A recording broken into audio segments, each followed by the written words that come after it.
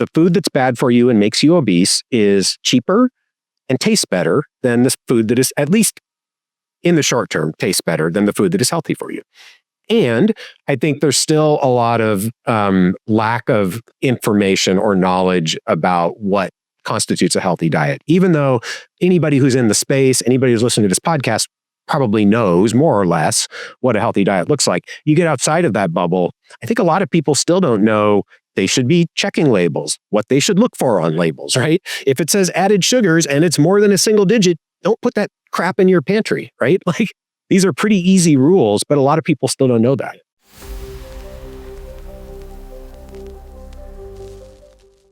Thank you so much for hosting me in your beautiful space, and thank you for taking the time to chat today. Of course. I'm actually super excited. Let me, maybe to get it started, I'd love to talk a little bit about your trajectory, right? From, researcher, longevity, now, CEO of OptiSpan, right? Like, what led you to go from being a researcher to now being a CEO of a company? Yeah, I mean, well, it certainly wasn't one thing for sure. I mean, I guess I first got into aging biology as a graduate student, right? So I sort of saw myself, as a scientist at that point, and I actually was intending to do some sort of structural biology, X-ray crystallography, something like that. And I heard a talk by Lenny Grantee, who I ended up doing my PhD thesis with, about how his lab within the last few years back then had started studying aging biology. I just got really excited about that topic. I'd never thought about aging as something to study.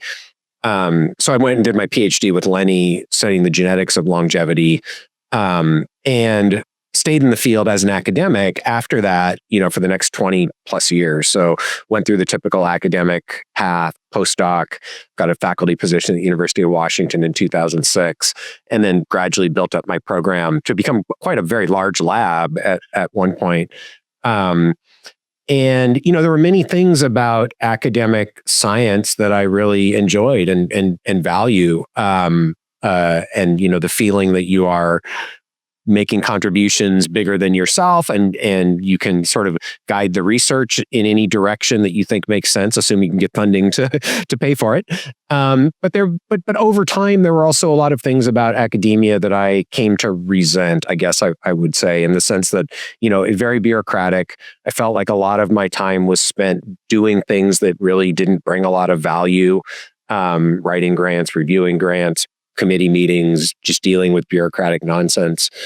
And it got to a point, probably 2019, I guess. I was at a conference and I started kind of looking around the room. I'm looking at people who, are pretty big names in the field, who are 15 years or so senior to me at that point. And I just asked myself, do I want to be them in 15 years? And it was crystal clear in my mind, no, not a chance. I do not want to do this for another 15 years. So that was the point where I really just, had the realization that, okay, if I'm going to have a fulfilling remainder of my career, I need to be open to other possibilities. And so I didn't immediately go looking for what I'm doing now. It was mostly, just be open to the possibility that there's other stuff out there that you can do that would be fulfilling and energizing. And I took a look at a couple of biotech opportunities, one at a publicly traded company, one at a startup, both, chief science officer sorts of roles. Both were very intriguing, great people, great teams, just not exactly the right fit for me. And then through mutual acquaintance, got introduced to a guy named Dave Saby, who started a company called Saby Corporation. They're, I believe, the largest privately held data center company in the world. And Dave, for a long time, has had a strong interest in health, medicine, helped Lee Hood start the Institute for Systems Biology, so was kind of in the space, knew a remarkable amount. And, through a series of conversations, we both recognized that we had a common interest in opportunities to bring science-based, proactive healthcare to as many people as we could. And from my background studying the biology of aging, I, of course, recognize that the best way to prevent a multitude of chronic diseases is by targeting the biology of aging. So that led us to create OptiSpan, which is what I'm doing now. I didn't start intending to be the CEO, as is often the case, in life. Things don't go a straight path, so we had some zigs and zags. I was originally going to be the chief science officer and lead the science at OptiSpan, and then again through a series of events, ended up stepping into the CEO role, which has been great. I'm thrilled that I've been able to do this. It's been a learning experience, and in some ways, I think being a successful academic and running a large research laboratory at a tier 1 university is not so different from running a small business. Everything obviously doesn't translate, but many of the skills that you need to be successful in that academic role, you also need to be CEO of a startup. So I would say I'm not completely unprepared for this job, but it certainly has been a learning experience. Yep. Yeah, I mean, of course, hiring people and managing and splitting work and kind of setting priorities is basically the same, right? Yeah, it is in a lot of ways. I think, the thing that was one of the things that is different is in academia, I guess I would say that the culture is more coherent in the sense that pretty much why everybody's there, right? Why undergrads are there, why graduate students are there, why postdocs are there, why research scientists and technicians are there. And in general, everybody has a shared background in science, right? So that's the thing. One of the things that has been most different about a team from a team management perspective is in the real world, that's not the case, right? There are diversity of people in terms of the reasons why they're there. And so part of my job has been to understand for everybody on the team, what's their motivation? What are their career goals? It's just much more heterogeneous than it is in academia. So that's been one thing that I found quite different. But yes, in the sense of, budgeting, prioritizing research, trying to motivate people and manage people, a lot of those similarities do apply. Yep. One of the things that I sometimes notice is that a lot of interesting research, comes out, but then people don't necessarily, understand it. They don't necessarily apply it, right? There are things that have been known for a while, but they, folks in general did not change their daily behavior, right? Sure. But now you are, in a company where you're, trying to push people towards, be, healthier, right? Like, do you feel like you may have more of an impact or an impact on the lives of specific people in a way that you may not necessarily have while you were a researcher? Yeah. So I think, again, definitely it's closer to having an impact on people. So when you're working in the research world, especially basic science, you recognize that you are 10 plus years away from anything that you're studying at that point, ever getting into the world where it could impact people directly. And most of what you study is never going to, right? And again, I think the reality is the majority of basic scientists honestly don't care, right? I mean, they're not there to do human-facing sort of work. Publish a paper. So, well, I mean, again, I and that didn't come out quite right, because I think most scientists want to have an impact and they want to improve the world around them and the experience of other people, but they're not looking for that direct, short-term feedback loop where you see what you're doing impact people's lives. So in that sense, what I'm doing now is absolutely much closer. I see the impact on the health of people who are in our programs. I've seen it on myself. I've seen it on my friends and family, right? So that's very gratifying, being able to see that tangible impact in a short period of time. Having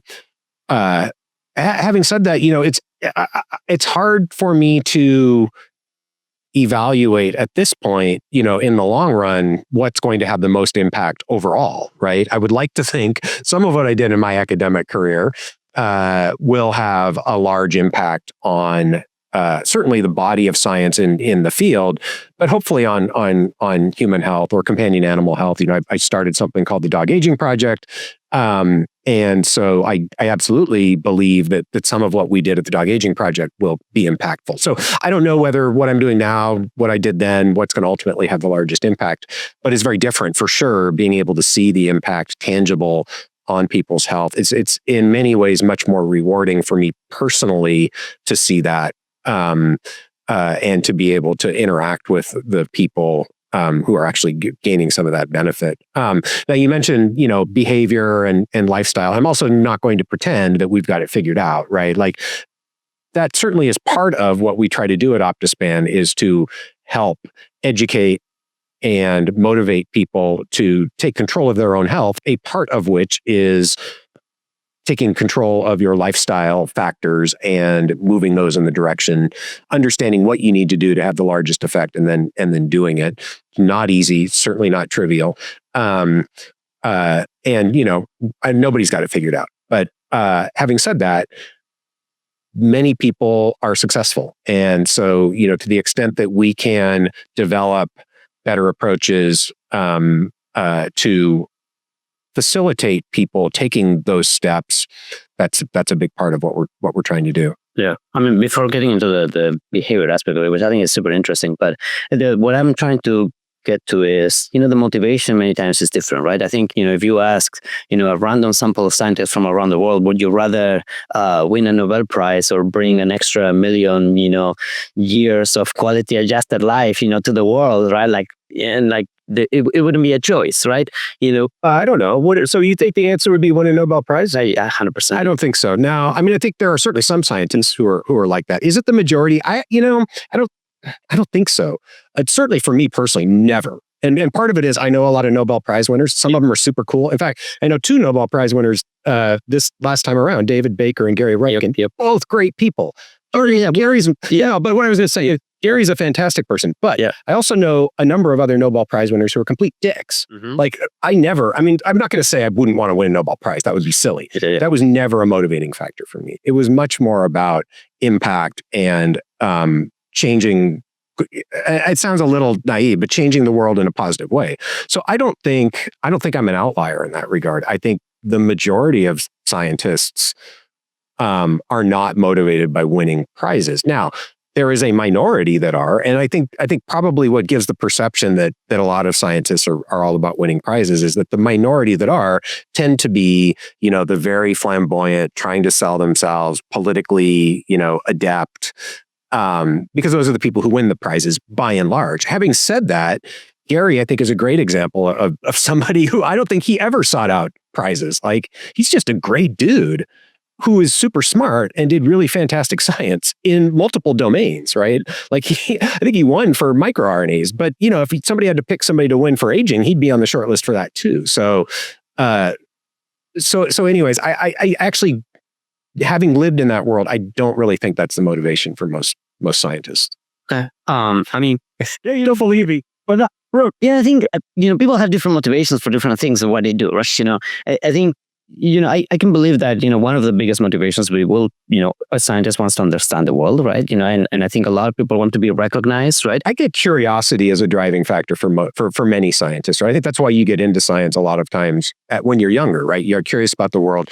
And so I think for a lot of academic scientists, it's still about curiosity and freedom to explore that curiosity. I think the reality is when you get into the academic system, at least as it exists in most universities and in the United States, and the way research is funded, you have to be pragmatic and accept that you don't really have the freedom to pursue everything that you might want to do. You have to also be able to pay for it, right?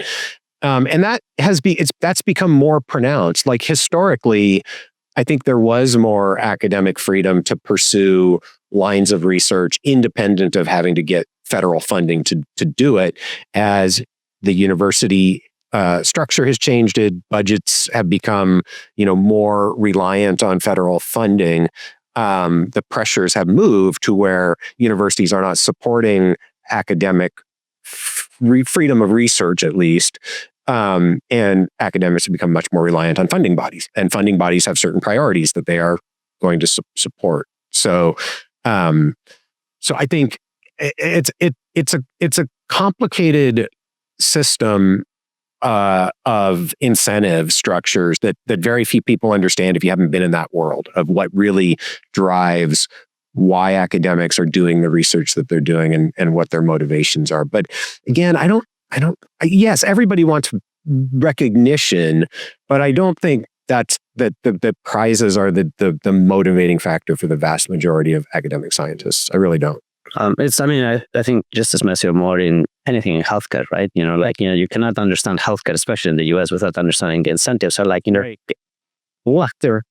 I give the example to people all the time, right? Like if you have a surgeon that does knee replacements, he gets paid or she gets paid to do knee replacements. So you go and see that person, they're going to say, well, if your knee hurts, maybe you need a knee. And it's also, yeah. I mean, again, I think that certainly that's true to some extent. It's also that's what they know. They've got their blinders on. That's the first thing they're going to gravitate towards, right? And they may not think of alternatives because that's what they know, right? So yeah, it's I guess where I land, I have to remind myself of this a lot. I try to be cautious not to assume that I understand another person's intent, but recognizing that indeed there are a variety of factors and incentive structures that cause people to behave the way that they behave.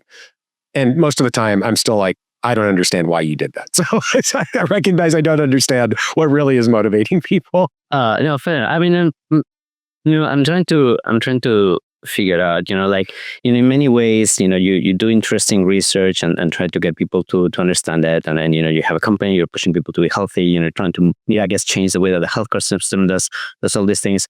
Do you feel like you're just surrounded by people that don't understand? Like it's a constant fight to get people to look at, why don't you have a healthier lifestyle? Why don't we try to push people to live longer, right? I actually don't feel that way very often, in part because I look back at myself 5 years ago and I wasn't living a particularly healthy lifestyle.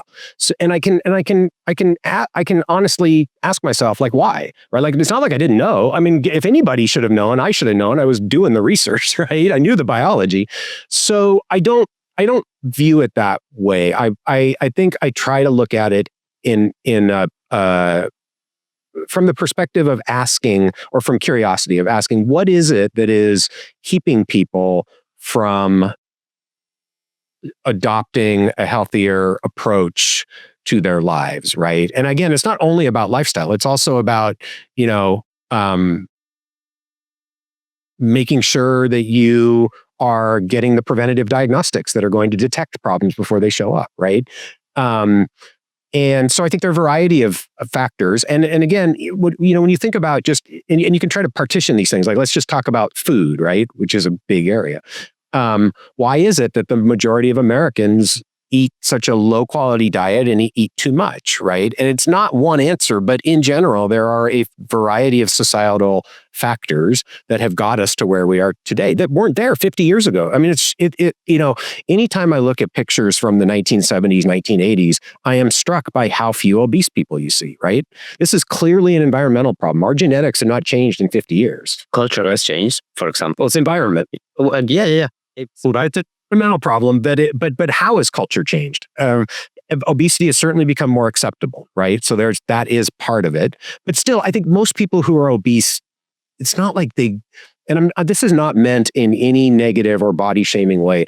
I don't know any obese person who set out to become obese, right? So it's not like that's something people are striving to achieve, but it has become more acceptable. And many obese people still are shamed, and so it's not like it's completely socially acceptable. But mostly, it's about the ubiquitous access that people have to very high calorie food that tastes really good. And I think you can make a case that those foods are addictive. Like there is absolutely science that has gone into making people want to continue eating that stuff. 100%. So. And again, I'm not trying to demonize the scientists who did that work or necessarily the food companies, although I do think the food companies have been certainly complicit in causing this to happen. And the incentive structures for revenue and profit have driven them to do that, right?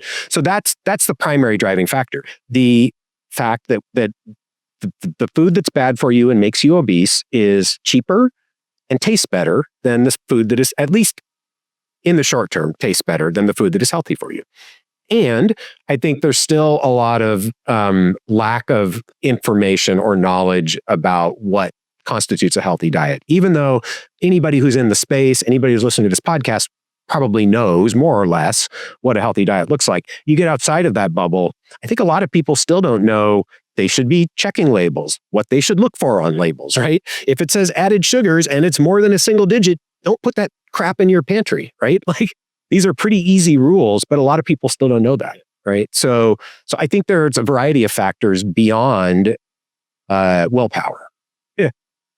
How would you change that culture? Like, what would if you had a magic wand, you could say, let's get Pete Kardashian to come up, or say the idealistic Coke. Idealistic approach and the pragmatic approach. Like if I was ruler of the universe, I would just get rid of all the crap. Like, it's not necessary. There is very, very little value in most of the food that's in the grocery store.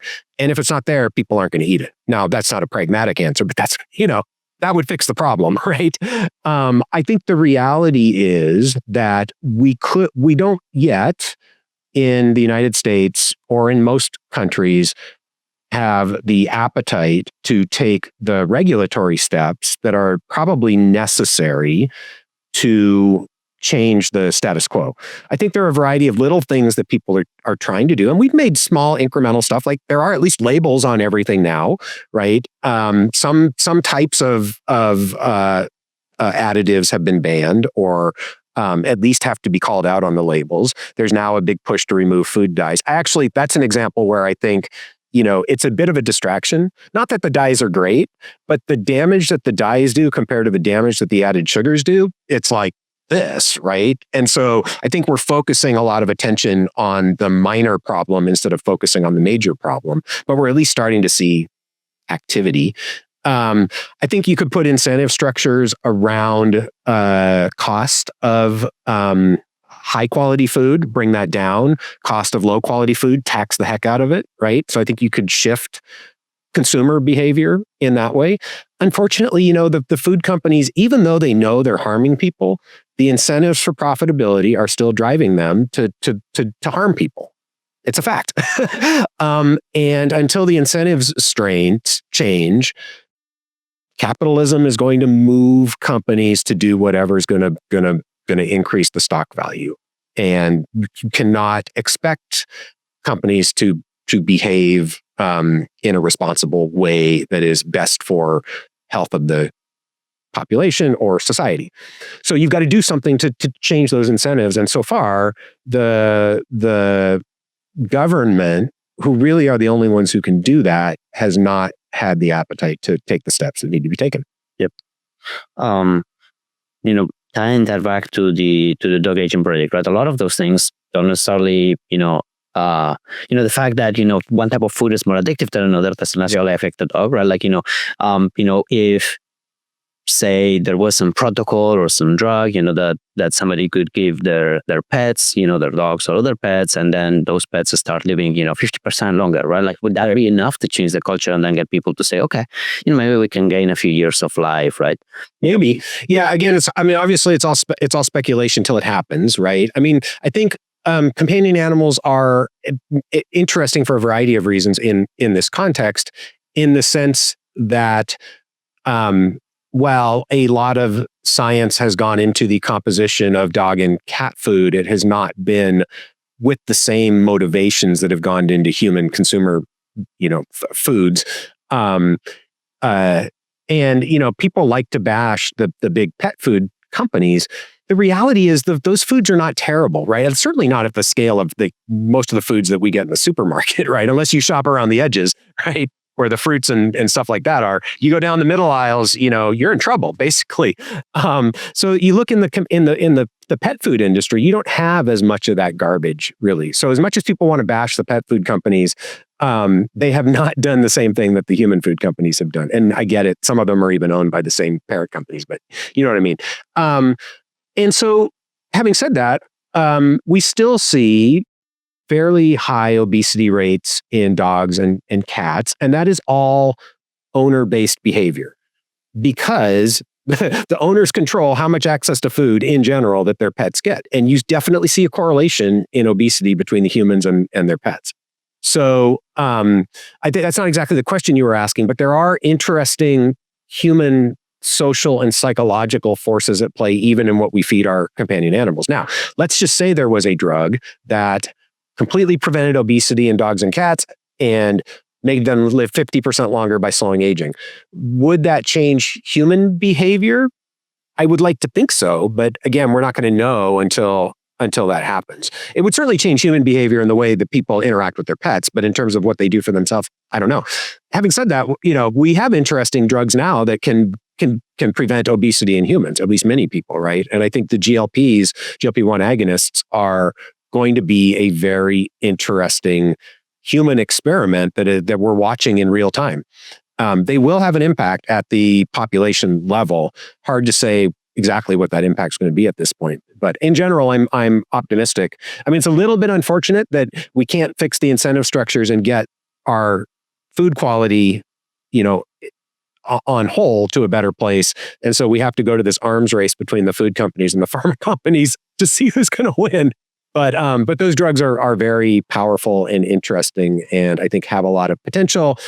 And I like many people were concerned, especially at first, about the loss of muscle mass that went along with the loss of fat. I think. Yeah, I mean, bone density is going to go down, especially if you're not doing resistance training. So you lose muscle mass, lose bone density. That's going to be true of any calorie restriction paradigm. This is just a pharmaceutical calorie restriction paradigm. But I think we are now learning that can be largely offset if people can be convinced to actually do resistance training and maintain and eat enough protein when they're taking these drugs. So there are going to be new generations of these drugs that maybe pharmaceutically will help with the muscle mass and bone density. Or combinations. I think BioH, right? Yeah, I'm sure I was doing a trial on a drug that would help prevent that muscle loss. Right. In combination with semaglutide. I think. Yeah, that's right. So again, I think there are opportunities there. Again, it will be very interesting to see how this plays out over time. And again, I find it interesting how societal opinion can be swayed so rapidly because when these drugs first came out, everybody wanted them, and there was a lot of angst that a lot of people couldn't get access. I think there's still a lot of people who want them, but now you're seeing this backlash about how terrible the GLP-1s are, and there's all these dangerous side effects. But that's mostly BS, right? I mean, every drug has side effects. By and large, these are pretty darn clean drugs, and in terms of the side effect profile, what you do responsibly obese, right? Like the benefit is clear, right. Arguable, yeah. And so I think you could make an argument for sure that the government should step in and make these drugs cheap and available to everybody where it's medically called for. Period, full stop. Like, I get it. The pharmaceutical companies want to make more money, but look, that's millions of people. Like, there's a real opportunity at a population level here to have a huge impact on people's health. And maybe take a small step to saving our failing healthcare system, because those people are more likely not going to go on to develop heart disease and diabetes in the next 10 years, right? And then live with those diseases for 30 years. So, it's kind of frustrating that, again, the incentive structures towards profitability. I know I'm sounding like a communist here. Yeah. But I mean, this is just, this should just be about like doing what's right for people and for society. And look, the pharma companies, even if you make it affordable for everyone, they're still going to make a shitload of money. Like, this is not like, we're not saying that you can't make money. It's just about doing this in the most effective and responsible way. And again, it's interesting because what we have right now are these sort of workarounds where you can still get GLPs from compounding pharmacies, even though the pharma companies say you can't and they don't really like it. Why not just do this above board? Say, okay, this is how we're going to make this work for everyone. We're going to make them affordable. Get the insurance companies on board. Look, the insurance companies are going to be better off if these people don't get heart disease and diabetes. But then what happens in the long term, right? Like the cost is now, but the that you save is later. It's not that hard, guys. Yeah. I mean, maybe playing devil's advocate, right? Like if you look at it the other way around, like there's no money in getting people to, eat greens and go to the gym, regularly, right? Why is it? I don't think it's nearly as much as, as the profit that you would make from selling, Ozempic, right?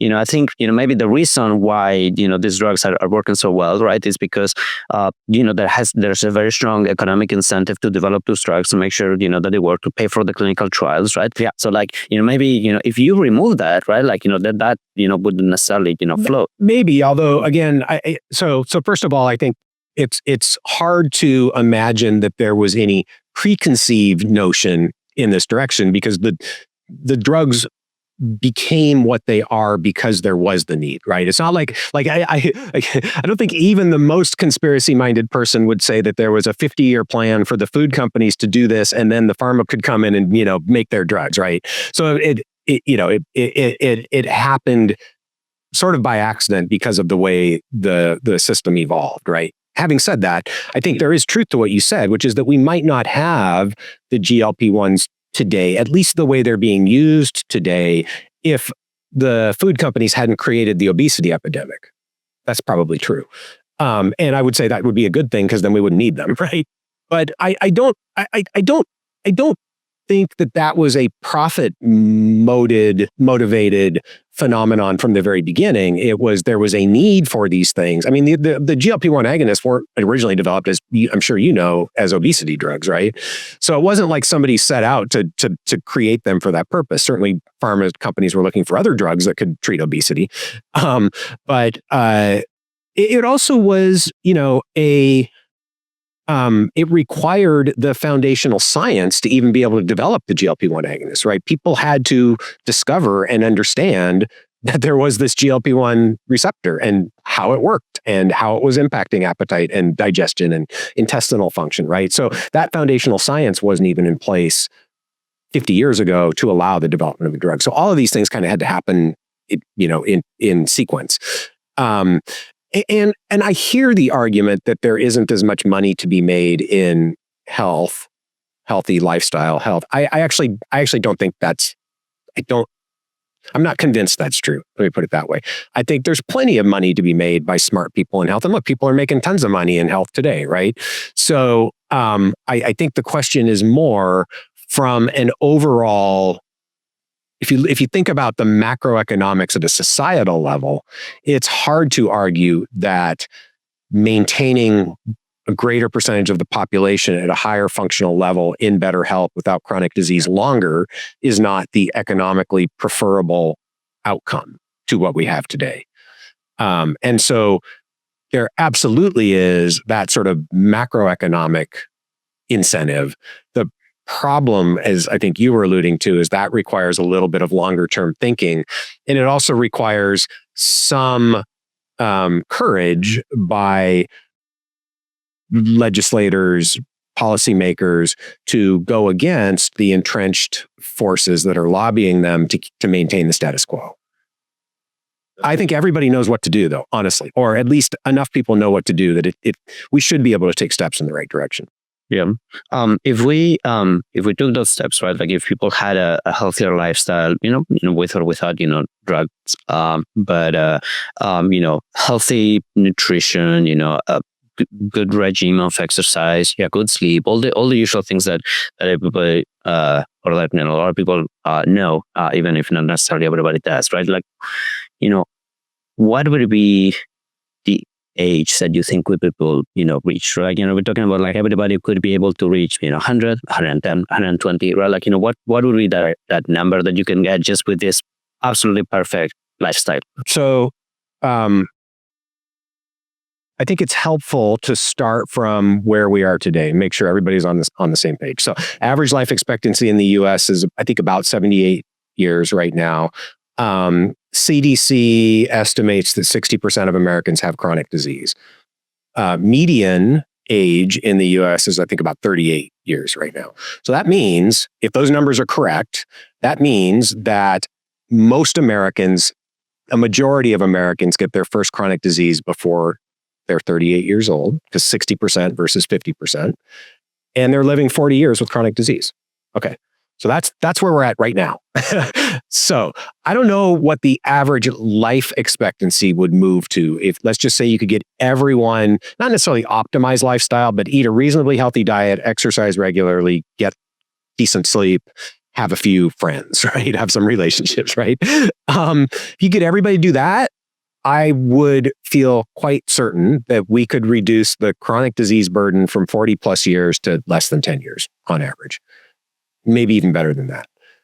And that's enough in my book. Like, I don't care what the average life expectancy is going to be. If we could improve health span by 30 years, that's a big freaking deal. Fair enough. But I want to get to a number of maximum. Right? Are you doing? Well, that's a good question. That's a different question. So if you're wondering, will we increase the species maximum lifespan? Let's just, again, we don't know exactly what that is, but let's accept that in the absence of some sort of modification that evolution hasn't achieved, every species has a maximum lifespan. And humans, it's about 125 years, plus or minus 15 years, right? Okay. So will lifestyle get us beyond that? Very unlikely in my view. We need something outside of the typical genetic and environmental forces that humans have experienced so far to get beyond that, would be my guess. I do think, again, just speculation, I do think if we could get everybody, and obviously that's never going to happen, but if we get everybody to have reasonably healthy lifestyle pillars, it's not unreasonable to expect that, maybe half the people make it to 95 or so in pretty good health. That might be overestimating it, but I don't think it's overestimating by a lot. So, going into that kind of, sci-fi, maybe, I don't know if it's sci-fi, right? But like, that territory, what kinds of things could push, people to get to that, 125, kind of number, or right, right? Like, does it have to be, gene therapy? Do we have to rewrite the human genome, right? Or like, can we get there through other types of, metabolism modulators or whatever? So there's a couple things to say there. One is there seems to be this myth among non-biologists in particular that gene therapy is something special. Gene therapy is just another tool for changing biology. It, in some ways, gives you a bigger space. Let me say this again. In some ways, it gives you a way to target the sort of overall biological network more effectively if you know what to target, because you can pick a specific gene, and not yet, but someday you'll be able to control dose and where it's expressed. But in theory, you can do the same thing with small molecules. If you could explore all of the small molecule space, in theory, you could create any biological change to the network that you could imagine. So, maybe to push back a little bit on that, right? Like, I think, there are quite a few things that you can do with small molecules, but maybe not everything, right? Like, so if you need a mechanism to preserve, DNA integrity, right? That is, somehow better than what we have, more like, what, I don't know, bowhead whales or whatever other animals have, right? It seems very, very hard to imagine that just, with a small molecule that inhibits something, you may be able to come up with a better protein that, wraps DNA or whatever, right? Or some other better mechanism to kind of, fix errors, right? Like how would you even do that with a small molecule? I think there's, obviously, there's a speculation. There are a variety of ways. I would say you could do that, or pretty much anything. You could increase chaperone expression. That would maintain proteostasis. You could alter or enhance the function of proteins that wrap DNA. I mean, again, think of it this way. What are you doing with gene therapy? You're putting a gene in and you're causing a gene to be expressed, right? If that gene exists in the genome already, in principle, you could create a small molecule that increases expression of any type of gene. If it exists already, yes. Mm-hmm. Yeah, if it exists already, right? If you're creating a protein or a gene with a novel function, it depends on what that function is. And I'm not saying that it's going to be easy to find a small molecule that could do that. But in theory, if you could explore the space of every small molecule that's out there and every combination of small molecules, in principle, I think you could achieve pretty much any biological or biochemical function that you needed to achieve. So I'm not trying to say that the gene therapy is not a useful technology. This is what I meant by targeted. If you knew exactly what you wanted to do and you had the gene or you knew the protein that could do it, and you knew where you wanted it to do and at what level. Gene therapy is a better technology, at least once we get to the point where we can control all of those things to accomplish that, in the sense that it's easier, but it's not fundamentally any different than what we do with small molecules now or other modalities. Antisense RNA is just controlling gene expression, right? So it's not as if gene therapy itself is a revolutionarily new approach, right? It requires understanding the biology of aging or mortality enough to know what to do to actually have the impact of pushing maximum lifespan out. That's fundamentally what you have to do. And then you apply the technology to accomplish that. The other approach is you develop ways to screen for, in an unbiased way, what you're looking for, right? And that's honestly how we've made most of the progress in the longevity field to date, right? It all started with unbiased genetic screens in simple short-lived organisms to figure out which mutations increase lifespan and slow aging. That's how we found mTOR and insulin signaling and AMP kinase, all the genes we know about today. That's also a limitation to what's been done because we were constrained by genes that affect lifespan in the organisms where we could do those sorts of genetic screens, and largely genes that when we turn down their function lead to increased lifespan, because that's typically what you get when you do an unbiased screen. So I think what we need, if we're going to get to the point of actually moving the needle on maximum human lifespan, two things. We need to understand the biology of aging better than we do today, and we need more large-scale human data sets to really know how does the system, the network of human biology change with age, right? And one of those is relatively easy to understand how we get there. We just need more large-scale longitudinal data from human beings. The other, I think, is the harder problem, which is figuring out how do we query the aspects of biological aging that we don't understand today. And unfortunately, I think right now, very few people are actually doing that. The vast majority of science that's happening in this field is very, very narrowly focused on what we already understand and trying to do deeper mechanistic dives. Very few people are doing the more discovery-based science to look outside of that.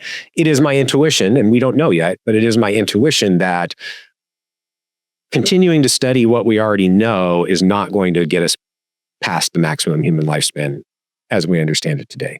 Hopefully I'm wrong, but that's my guess. Yep. And I mean, I didn't mean to push against small molecules. Like do small molecules, right? Small molecules incredibly powerful. It just seems like there's kind of a degree of difference, right? Like you could take whatever combination of small molecules you could possibly imagine and give it to a worm. The worm is not going to live 100 years, right? But a human would live 100 years. You could do gene therapy. So hard to do, right? Well, it seems just as hard to do by gene therapy to me. Well, but if you have, what was a good example? Maybe a rat versus a squirrel, right? Like their genomes are very similar, right? Like you could conceivably transform a rat genome enough to be a squirrel, right? Very similar, and yet the number of base pair differences is going to be in the millions, if not more. So similar and very, very different as well, right? So again, I think this comes down to understanding what the biology is that's different, right? So we can understand what the DNA sequence differences are, right? But we don't understand what that biological difference is that leads to, say, the lifespan change between a rat and a naked mole rat, right? Tenfold difference, right? That's what I was getting at, is we need to understand those biological differences in order to be able to fundamentally move that maximum lifespan difference, I believe, right? And it's an interesting hypothetical. It'll never happen, or at least it won't happen in our lifetimes. The technology is there to do this. If you could go in with a gene therapy and change, the whatever it is, hundreds of millions of base pair differences between a rat and a naked mole rat, what would happen? My guess is you'd get a dead animal. But I don't know. I don't know what the answer would be, right? Because it's more than just the DNA. There's the epigenetic regulation and when you do it and where you do it, and so it's complicated. It is probably also worth saying that the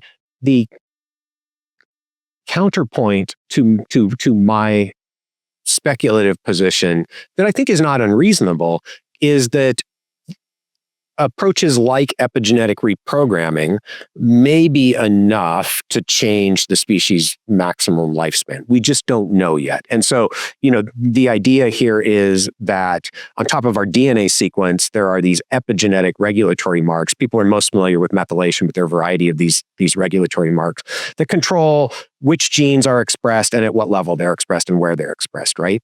And we know that with age, with development, there are epigenetic changes that control differentiation and things like that. With age, there is this phenomenon of what people are calling epigenetic drift, where you get dysregulation of genes across the genome. And there's this technology called epigenetic reprogramming that can reverse those epigenetic changes. And if you push it far enough, take you all the way back to the pluripotent state, the sort of primordial state, right? There have been a few labs now that are working on technology called partial epigenetic reprogramming that can shift those epigenetic changes back towards a more youthful epigenetic profile, but not all the way back to the pluripotent state. And when you do that in an animal, you see pretty remarkable improvements in function in certain tissues and organs, and fairly modest so far effects on lifespan. So it's an open question whether you could optimize that approach, that technology, to get bigger effects on lifespan. We don't know the answer to that yet. I think myself and others were cautiously optimistic a few years ago. Maybe this would be a game changer. You'd really be able to significantly move the needle. I've become much more pessimistic because it doesn't seem to be easy, at least. Again, this is what I've heard. There haven't been very many papers, but I know everybody in the field. So I talk to a lot of people. The people who are doing these multiple rounds of epigenetic reprogramming are not getting bigger and bigger and bigger effects on lifespan.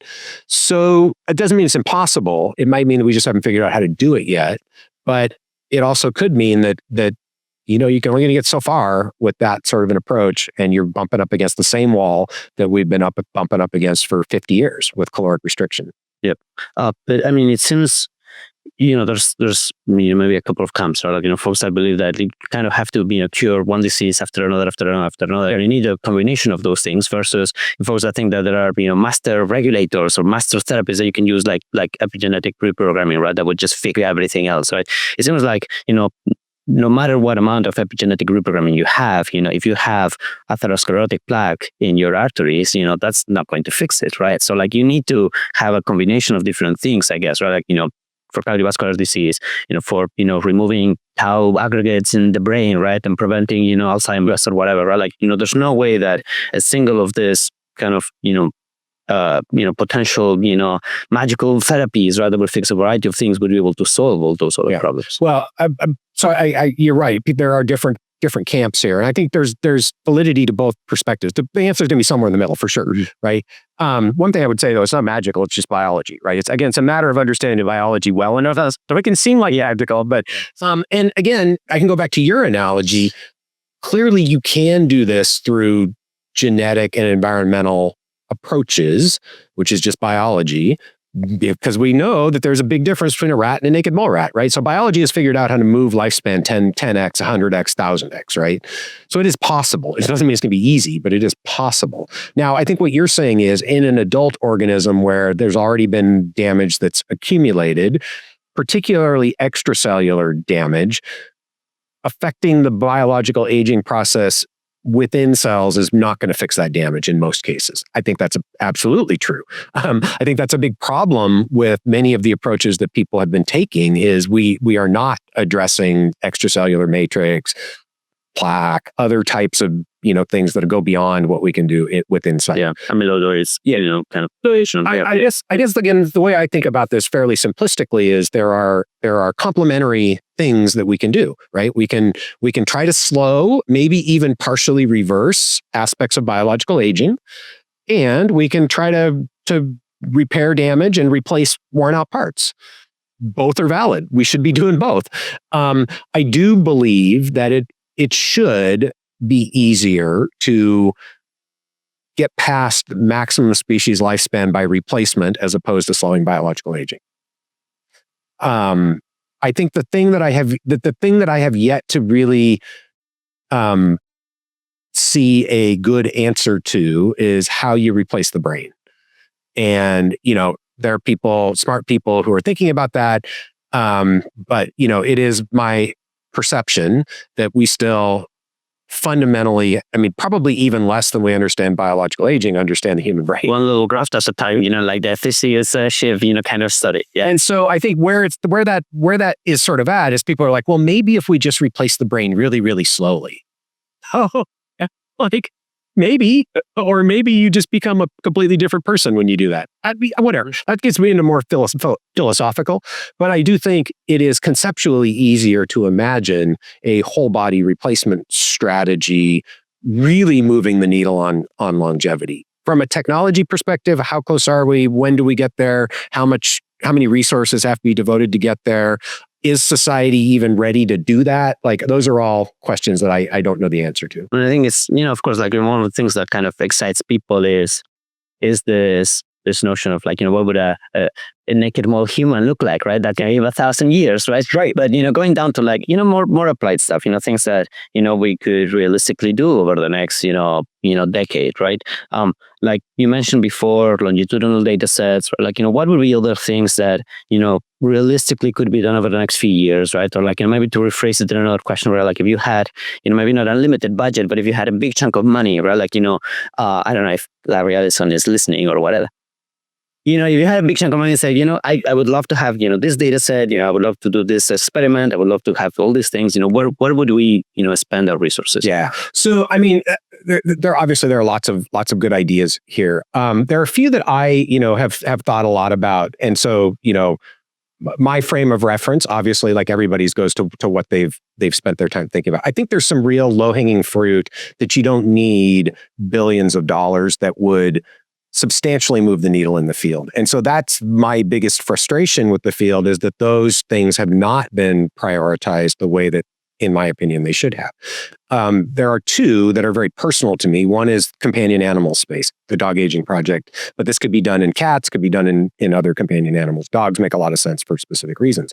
So, at this point, $25 million has been invested in this space, outside of the for-profit sector. I thought, yeah. Because I thought like Loyal probably has raised more than that. I don't know how Loyal might have raised about the same amount. Okay. Nonetheless, when you look at that compared to Altos, $6 billion, well, 100%, or Pasilco. So right. So if we put $1 billion into accelerating companion animal research, within 5 years, we would slow aging in dogs. I am absolutely rock solid, 100% sure. We could have done it by now. Like, I had this idea 10 years ago, and I'm not saying I was the first, but I started trying to push it forward. To me, I look back and I look now, and I lost my German Shepherd a year ago, which was brutal. And again, this is, I'm a human being, right? I'll share this because it for me was surprising and striking. When I lost my German Shepherd, who I love dearly, I felt guilty. I felt guilty that because I was trying to make him live longer, right? So I look at that and I'm like, if we had put a fraction of the resources towards that we spend on just stupid shit, we could make people's dogs live 20, 30, 40, 50% longer. Like, that's a solvable thing. We do it in mice. We can do it in dogs. This is, to me, a no-brainer. We should do this. We will learn a lot about human aging in the process, and that's important. So that's one area that honestly, I'm pissed off that we haven't done it yet, but it's still doable, guys. 5 years from now, we could be making your dog live 20, 30, 40, 50% longer if somebody would just step up and do it. Okay.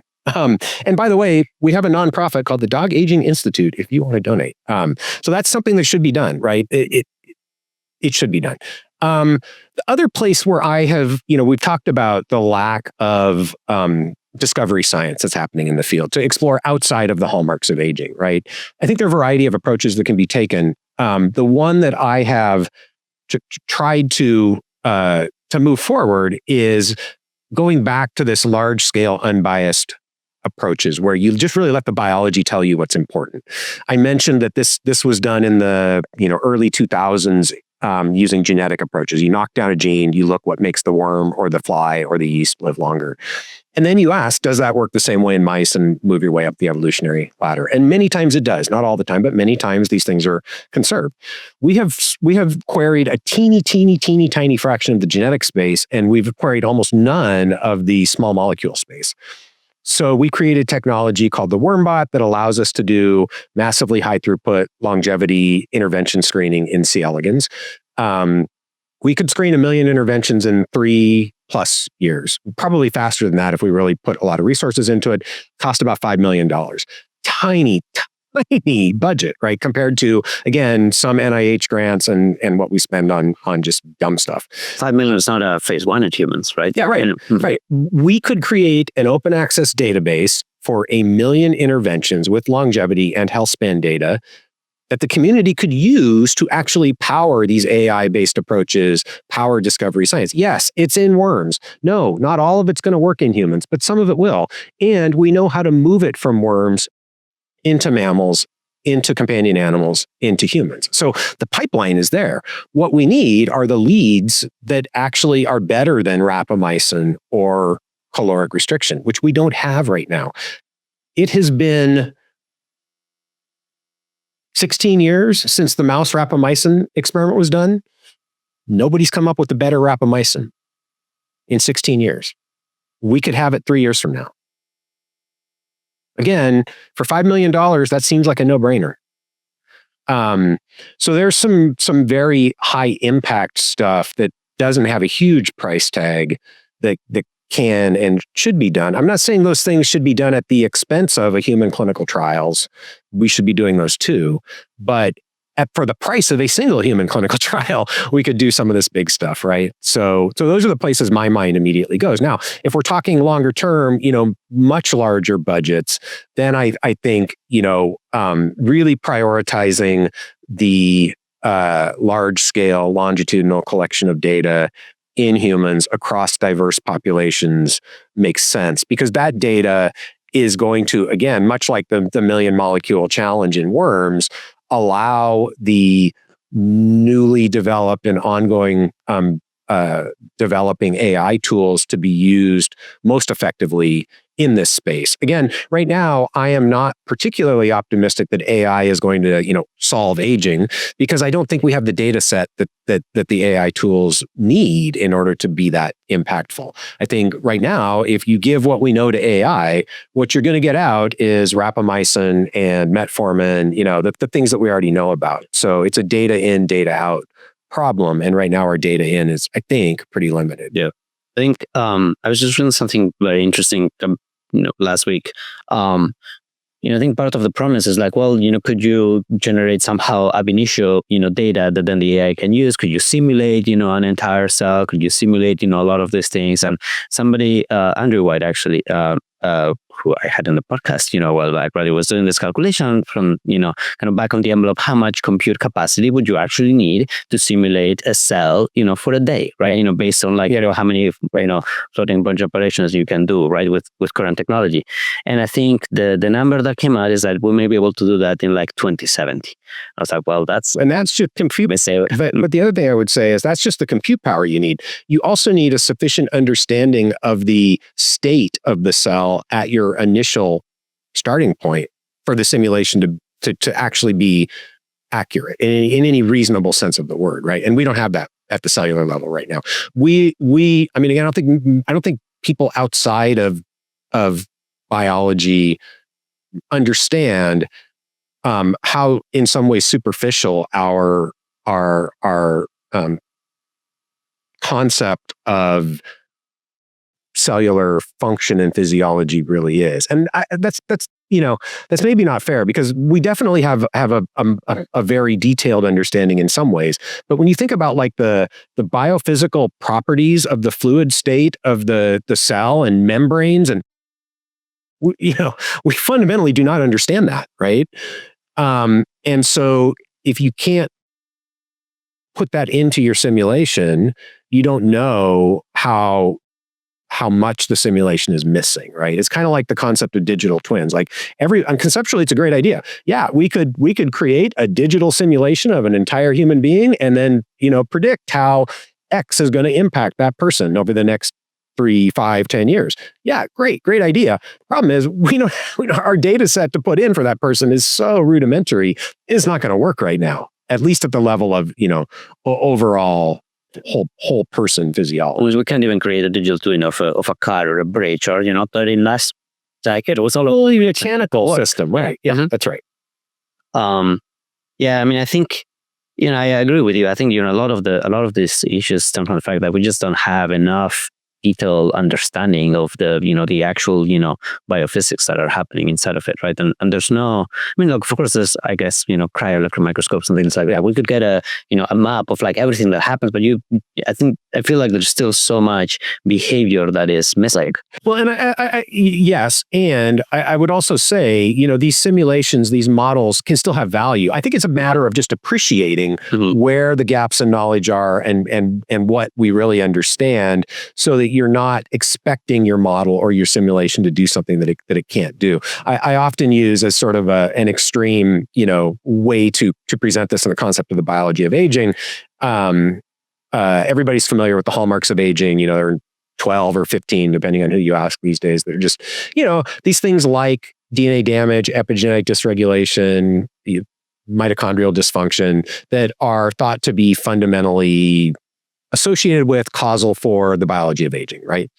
And so I put up the graphic of the hallmarks of aging, and then I put next to it a map of the world in 500 BC. It's called Hecates's map. You can look it up if you want to. It's this kind of, we look at it now, it's this kind of funny looking map that has, like an oversized Libya, a kind of Europe shaped thing, and then Asia's kind of off over here.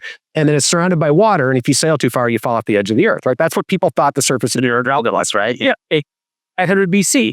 And so I do that to kind of make the point. It's my intuition that our understanding of aging biology, the hallmarks paradigm, is kind of similar to how people understood the surface of the earth in 500 BC.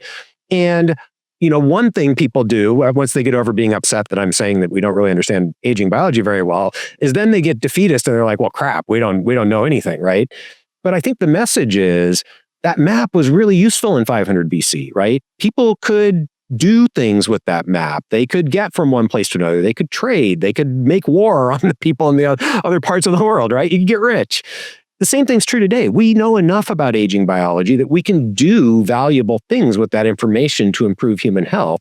And we should keep exploring what's off the edge of the world, because I'm pretty sure you're not going to fall off, right? We should find out what else is out there, because the map of aging is just going to become more useful when we do that, right? And so, again, it's a matter of appreciating where the model is at, recognizing where the opportunities are to use that model, and also recognizing where the deficiencies are so you can go make a better model. Yeah. I mean, I think, a lot of people understand, like, a small, movement in the right direction, compounded over time can result in dramatic change. Absolutely. Yeah.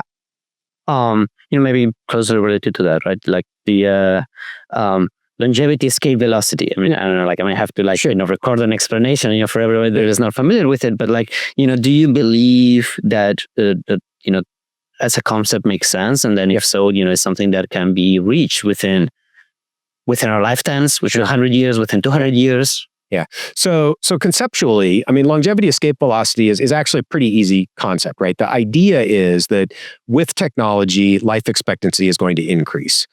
And at some point, the rate at which life expectancy is increasing as technology gets faster and faster and faster will be greater than chronological time, meaning that once we reach this theoretical longevity escape velocity, somebody alive at that point has no finite life expectancy, because over time, their life expectancy is going to increase faster than the passage of chronological time.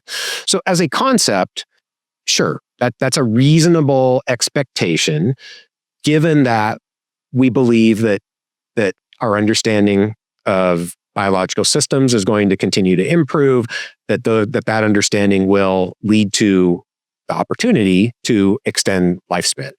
I think the only thing that makes me wonder, well, obviously there's the question of whether the human race is going to go extinct before that happens. That's a different question.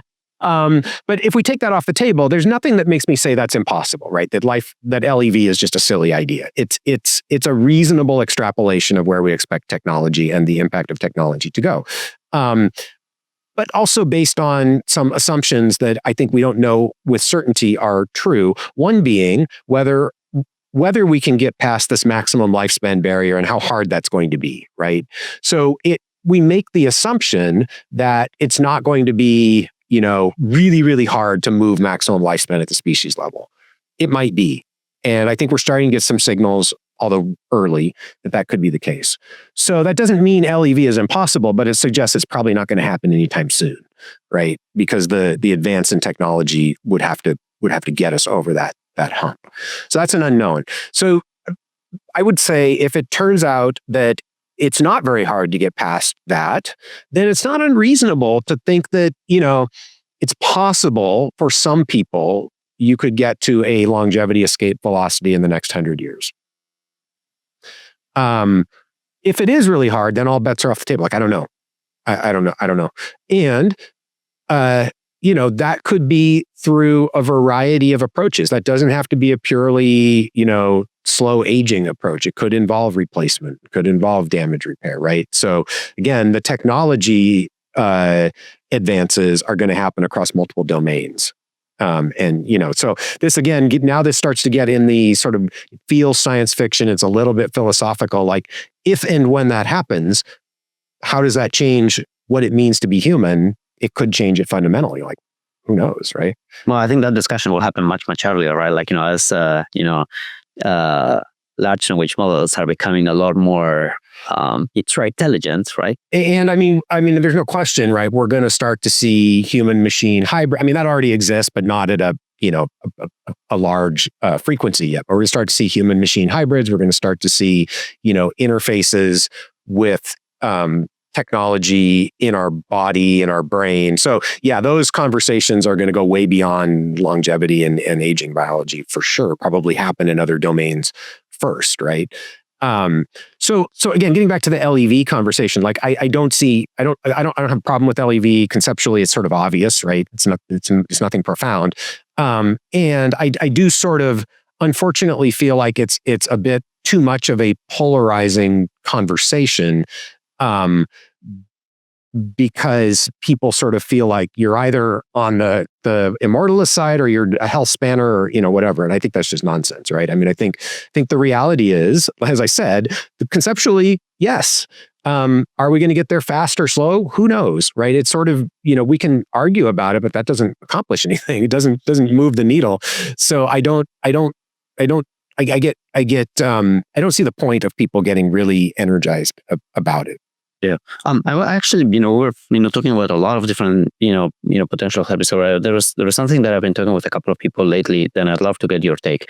The impact of chronic infectious disease in humans, right? And like, you think that maybe that is there's some people that believe that there is a significant, factor, right? A lot of this, viruses that, stay with us, forever, right? May have an impact on, I don't know, like, capturing the attention of the immune system or making us more prone to die of other things, right? Or in many cases, causing neurodegenerative diseases or whatnot. Like how big of a factor do you think it is in general, for human aging? So I would say I am almost 100% convinced. I'd say 100% convinced, but I'm, a scientist, and so I'm like 99.9%, right? I'm almost 100% convinced that chronic inflammation driven by a variety of factors, including persistent infections, is a major contributing cause to the biology of aging and many chronic diseases in humans. So at that level, yeah, it's a big deal. And that's why most of the interventions that we know about that work across the animal kingdom, including very likely in humans, are all anti-inflammatory in nature. Now, to what extent is it, chronic viruses, transposable elements, mitochondrial DNA leaking out, bacteria from the gut, or bacterial antigens that's going to probably be dependent on the individual to some extent. But all of those things can contribute to chronic activation of the immune system towards self to some extent. And it's that chronic activation of at least aspects of the immune system that are leading to many of the cellular tissue dysfunction, stem cell dysfunction, senescent cells, which then can feed back and cause more chronic inflammation. So I'm very confident that is true. And is it everything? No, probably not. But I think one of the things that we see often in biological systems is it's not so much the damage that causes the dysfunction, at least initially, it's the response to the damage. And that's what's happening. The immune system is responding to the damage, which could take many forms. And it's that response to the damage that then leads to the tissue degeneration. And we evolved in an environment in which, a cut and an infection would mean, death. That's right. And again, I think, a lot of people don't always have this front of mind. We did not evolve to live a long time. We evolved to live long enough to reproduce and pass our genes on to the next generation. So these responses that protected us and allowed us to get to reproductive age, as we get older, the persistent activation of those responses can drive the dysfunction that goes along with aging. And there was no reason for evolution to select against that, right? So I'm sure that's true. Now, again, I would say in many people, I am seeing more and more signals, converging signals, that persistent viral inflammation or post-viral inflammation causes a lot of chronic conditions. And not necessarily, I'm sure it contributes to chronic disease like heart disease and kidney disease for sure, and dementia, but also, chronic pain, chronic fatigue, right? That it's largely viral driven in many people, not everyone, but in many people. And so I think as we start to understand better exactly what is happening, what type of inflammation it is, we can make more targeted therapies. And it's very crude right now, but as you know, I've studied rapamycin a lot. Rapamycin clearly slows the biology of aging, at least in laboratory animals. Rapamycin is very effective, it seems, in people who have chronic viral inflammation at knocking down that inflammation, probably also increasing expression of antiviral genes that can, if there is a persistent virus, can also target the virus directly. And that's why we're seeing accumulating evidence for, things like chronic fatigue syndrome, post-viral infection. Rapamycin seems to work really well in those people, right? So the biology all lines up to make, I think, a very compelling case. We just need to get better at understanding, in each individual, what actually is the proximal cause of their chronic inflammation, or the most important cause. It's going to be multiple things in everybody, but in some people, it's going to be primarily one factor that's driving it. Yeah. I mean, it just seems to me, of course, I'm not a biologist, right? But I try to apply my engineering mindset, right? It seems like a no-brainer, right? Like if you have a system where you have, this kind of, noxious, perturbation, if you can remove the perturbation, it stands to reason that, the system will work better, right? Right. And I guess the problem is like, a lot of these infections, they are asymptomatic for a lot of people. They drag on for many, many years, right? Like there's maybe no strong incentive, for people to develop or to take these antivirals or antibiotics or whatever, right? But if we could somehow find, highly selective antivirals, highly selective antibiotics that are safe enough to take for many years, and you could take it, once a year, right? Kind of, clear up anything in your system. Like, you would imagine that would have an impact over, many decades. I think so. Again, I don't know that that's going to completely solve the problem, but it certainly would help in many people. And again, I think, as we continue to peel the onion, we find hidden things that can drive inflammation, right? So I mentioned, retrotransposons, right? So we all carry in our genomes. They've been selected over millions of years. These, ancient virus-like DNA elements that can pop out, right? Largely, those are controlled by epigenetics, right? As this epigenetic drift happens, we start to get reactivation of these transposable elements. They start jumping around. That can lead to DNA damage. That can lead to chronic inflammation, right? So I guess, right? Yeah. I mean, so there are ways you can combat that. There are people studying, these reverse transcriptase inhibitors, right, that have been used in HIV patients and potentially for, aging, right? There's some intriguing evidence in animal models, right? So I think it's a matter of understanding all of the things that can cause this hyperinflammatory or chronic inflammatory response, and then understanding, as I said, in the individual, what's the primary driver. Right now, what we've got are some tools like rapamycin, or you might even argue like fasting, that can just generally blunt inflammation. And those are beneficial, but they're not nearly as targeted as we might want them to be optimal. But I think, I'm sure you've answered this question a million times, right? But the problem with a lot of these things is like, if you wanted to explore an intervention, do a clinical trial, you cannot necessarily do a clinical trial for aging and for something that takes, 20 years to manifest, right? Like, what is unless you're doing it in dog state, you could do it, well, it will still take, 50 years, 3 years. You could do a 3-year lifespan study in dogs with another sources. Interesting. Okay, no, I mean, so maybe that's one avenue, right? Like, how else would we do it? What would be the indication that we do our clinical trial to kind of, prove that doing these things work? Yeah, I mean, it's a valid point for sure. You would not do a lifespan study in humans. There are a bunch of approaches that can be taken. I actually don't, I mean, it's an important thing to talk about. I don't think it's very hard to solve, though. If your goal is to get a drug approved, you've got a bunch of things you could do. If you've got a drug that slows aging, it's merely a resource allocation. And I think there is some groundwork to be laid with the regulatory agencies, the FDA. But that's already started. So let me give you one example that's already been proven, right? So back in the, probably starting around 2014, maybe it was before that they started doing the clinical trials, Joan Manick, fantastic scientist, started looking at a derivative of rapamycin, so an mTOR complex 1 inhibitor called everolimus, for its ability to improve the immune system in older people, in older adults, healthy older adults. They did 2 phase 2 clinical trials, pretty large, where they enrolled healthy older adults. They gave them everolimus for 6 weeks. They stopped the treatment for 2 weeks and they gave them a flu vaccine. And then they just looked at antibody response and subsequent infections. That's a functional endpoint relevant for quality and quantity of life for older adults that FDA will accept and approve a drug for. There are a bunch of those things that you could do if you had a drug that targeted aging.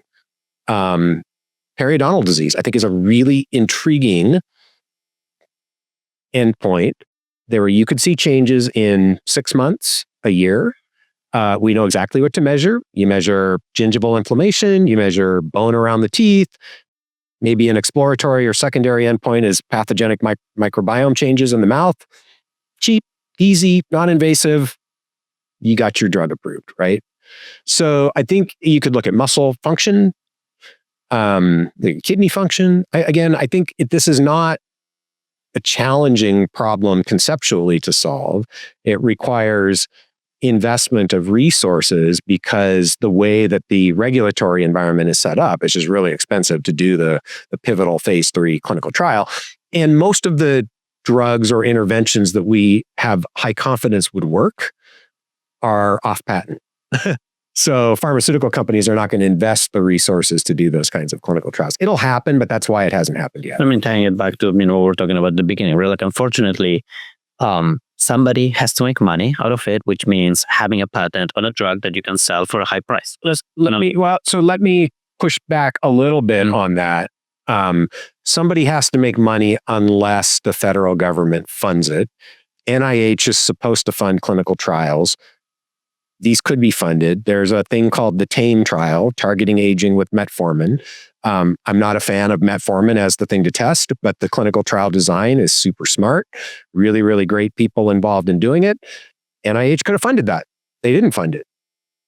So I understand what you're saying, and I generally agree. That's why it hasn't happened, is because there isn't the profit to be made. It's also dropped balls by the NIH, who could have funded these kinds of things.